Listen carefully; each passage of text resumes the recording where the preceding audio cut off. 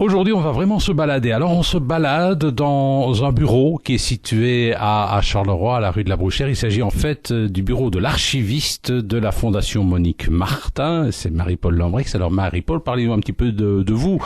Vous êtes historienne d'art, archiviste, c'est ça, votre formation? Oui, ma formation est effectivement, je suis historienne de l'art de l'UCL. Et puis, j'ai fait d'abord une formation de documentaliste, bibliothécaire documentaliste à Bruxelles en 3 ans. Et j'ai travaillé dans des galeries, la galerie Easy Bracho à Bruxelles, j'ai travaillé pour Reader Digest. J'ai fait aussi un inventaire d'une collection particulière de livres précieux. Et donc, j'ai été bibliophile de Belgique. Monique Martin, quand je l'ai découverte en librairie, un jour dans une librairie à Bruxelles, le fameux ouvrage « Un jour un chien », qui pour moi est son chef-d'œuvre, j'ai été tout à fait conquise. Et je me suis dit, comment est-ce que je vais retrouver cette personne? Et bon, j'avais d'autres occupations. Et puis, un beau jour, le neveu de Monique Martin a organisé une exposition en 2012 à Boondal, à Ixelles.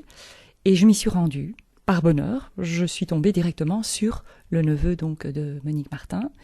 Et je lui ai demandé, je dis, écoutez, vous disposez de beaucoup d'archives de cette personne? Mais oui, écoutez, je suis submergée.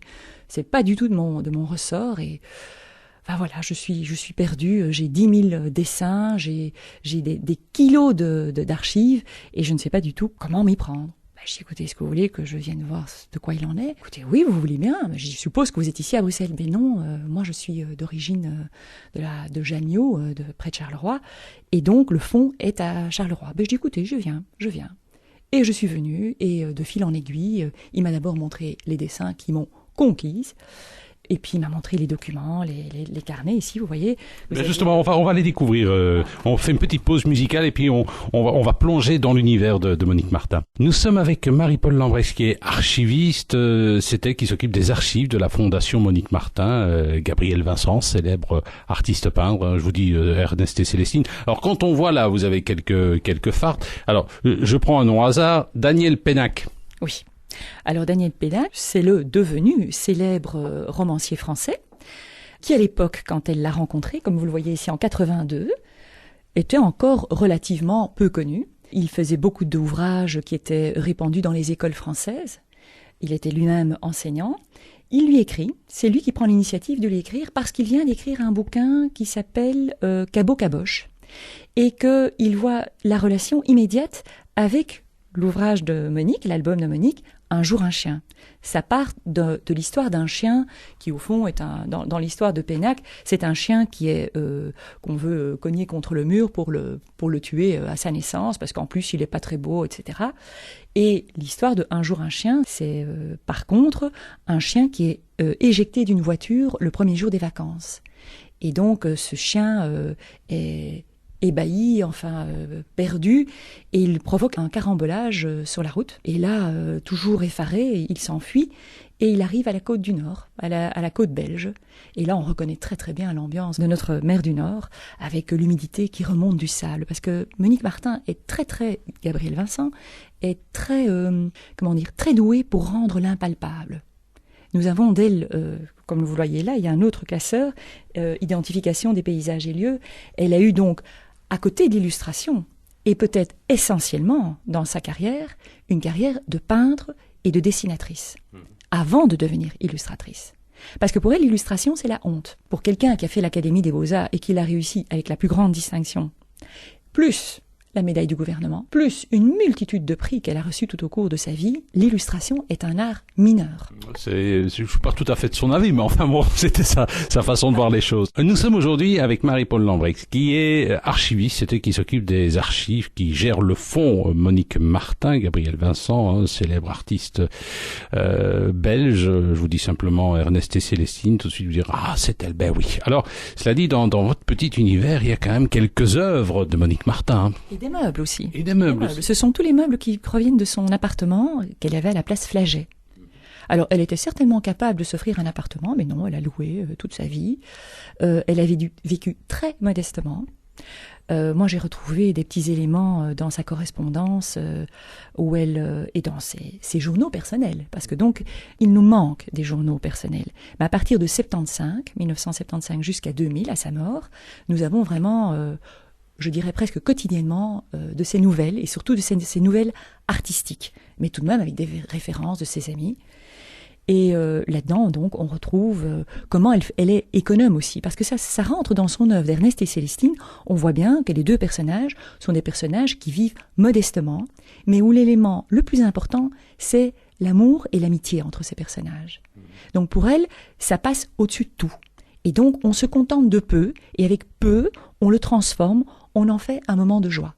Tout ce qui est à notre portée, elle en fait, avec son imaginaire, elle en fait quelque chose de vivant, de touchant, d'attirant pour les autres. Peut-être un peu candide, non? Peut-être un peu candide, mais peut-être que c'est par la candeur qu'on arrive au bonheur. Nous sommes avec Marie-Paule Lambrex, qui est l'archiviste du fonds Monique Martin, Gabriel Vincent, célèbre artiste peintre, je vous rappelle, Ernest et Célestine. Alors, on découvre un petit peu votre bureau. Je vois qu'il y a une boîte en carton, c'est une boîte de chaussures, toute noire, très précieux. Oui. Alors là, il y avait dans cette boîte, parce que je crois que... Ah, mais si, ça y est toujours. Alors là, c'est important, effectivement. En fait, les deux personnages, Ernest et Célestine, ne sont pas tombés du ciel. Ce sont des personnages importants. L'un, effectivement, parce que la petite souris, c'est Monique Martin. Comme une souris, c'est quelqu'un qui se cache, donc elle n'aime pas les mondanités. Elle cloisonne toutes ses correspondances, toutes ses connaissances, ses amitiés. Donc, si elle connaît quelqu'un qui est très bien placé dans un musée, elle ne va pas le dire à quelqu'un d'autre qui pourrait utiliser cette information, se dire « Oh, si elle est appréciée par un tel, moi j'ai peut-être aussi raison de l'apprécier. » Comprenez? Donc, elle cloisonne tout ce qu'elle connaît. Par exemple, le Louvre lui demande de travailler pour le service éducatif parce qu'ils ont remarqué que dans le Ernest et Célestine au musée, la plupart des œuvres qu'elle reproduit dans cet album sont des œuvres du musée du Louvre, et donc le Louvre voudra avoir sa collaboration. Elle n'accepte pas, mais elle ne va pas s'en vanter vis-à-vis de Bruxelles ou vis-à-vis du Japon qu'il admire et qu'il adule. Vous comprenez? Donc, elle garde tout séparé. C'est pour ça que mon travail est tellement palpitant, c'est que moi je regroupe tout et que je vois que tout le monde l'aimait. Bon. Donc, la petite souris, c'est bien elle. Elle se cache dans son petit trou. Tandis qu'Ernest, c'est ce qui se trouve dans cette boîte, le très précieux. Ernest, c'est un personnage que jusqu'à présent, je n'ai pas identifié, mais je vais le faire. C'est un certain monsieur De Smet. Et ce monsieur, très rapidement, à la fin de ses études, voyant le talent qu'elle avait, et semble-t-il, il était dans le jury qui lui a donné la plus grande distinction, voyant qu'elle était un peu perdue, il lui a dit, écoutez, moi je vais continuer à vous former. Et pendant 10 ans au moins, il lui a imposé le noir et blanc, en lui disant, et ça je suis d'accord avec lui, que dans le noir et blanc, on a toutes les valeurs de la couleur, de toutes les couleurs. Et comme ça, elle a travaillé pendant 10 ans. Et c'était l'époque où il n'y avait pas de GSM, il n'y avait pas d'informatique, tout se faisait par courrier. Parce que ce monsieur, il habitait, je pense, en région flamande, il était francophone parfait. Donc, ils avaient par correspondance, il y avait plusieurs levées par jour. Donc, parfois, ils s'écrivaient 2 à 3 fois par jour. Et là-dedans, vous avez toute la correspondance de ce monsieur. Et ce monsieur, qui était bien plus âgé qu'elle, est décédé probablement au début des années 70. Ça, c'est encore un travail que je vais réaliser, c'est de élucider qui il était. Quoique, je me demande si elle ne voulait pas justement que ça reste dans le flou. Et ce personnage, après son décès, est resté pour Monique Martin, donc alias Gabriel Vincent, l'homme de sa vie. Et quand elle a créé Ernest dans les années 80, elle a dit « Maintenant, je suis apaisée ». Nous étions avec Marie-Paule Lambrex, qui est l'archiviste de la Fondation Monique Martin, Gabriel Vincent, je vous dis Ernest et Célestine, et là vous aurez tout compris. Alors c'est bien, vous faites un travail de bénédictin ou de bénédictine, il faut montrer tout ça, il y a des choses prévues. Oui, il y a des choses prévues. Donc, d'abord, à chacune de nos expositions, on essaie de donner les 2 facettes de l'artiste. Donc, la peintre, dessinatrice, et l'aspect illustration, qui a toujours été présent. Ceci dit, l'aspect illustration a démarré déjà dans les années 70, mais est devenu public dans les années 80, réellement public et plein de succès. Donc, ces 2 aspects, à chaque exposition que nous faisons, nous mettons les dessins qui ont préparé ou qui ont amené l'illustration. Par exemple, le cirque. C'est une passionnée du cirque. eh bien, elle a été observée, elle a même fait des dessins pour Bouglione, d'un faucon, etc. Donc là, je donne cet élément parce que donc des connaisseurs reconnaissent la qualité du dessin et sont flattés de recevoir un dessin.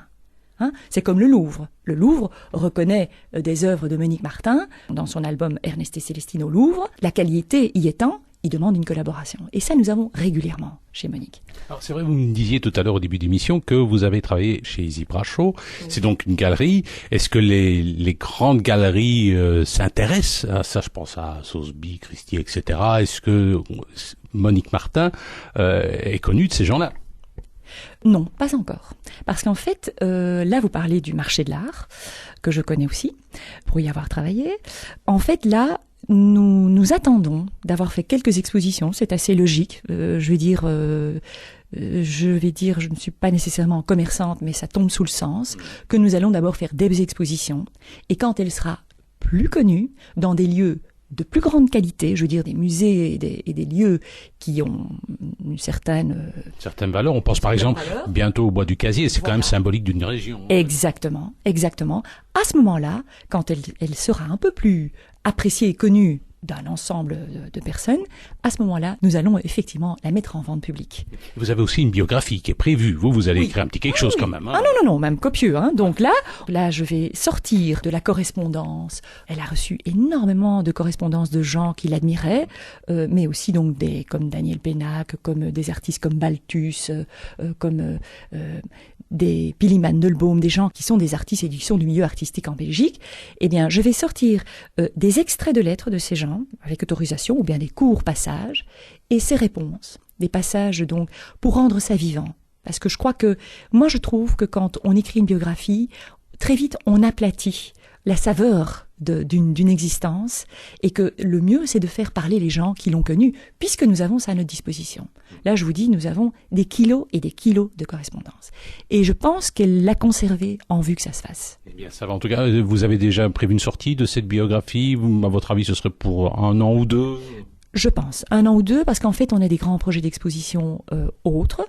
En fait, nous espérons avoir une exposition à Paris, au Musée des Arts Décoratifs. Nous l'espérons. Ah ben oui, parce que l'année prochaine, je vous signale qu'on célèbre le 90e anniversaire de la première exposition Art Déco à Paris. Je vous dis ça comme ça au passage. Oui, mais aussi les 35 ans d'Ernest et Célestine. En plus, ce sera un bel anniversaire. Ce sera donc 2016 plutôt. Donc c'est plutôt vers ce moment-là que nous aurons l'exposition, que nous espérons avoir cette exposition-là. Et donc, à partir de juin, nous avons aussi une exposition qui est prévue, qui est certaine, au musée communal de la ville de Bruxelles, donc à la Grand Place. Eh bien ça va, en tout cas on vous suivra. Merci beaucoup Marie-Paul.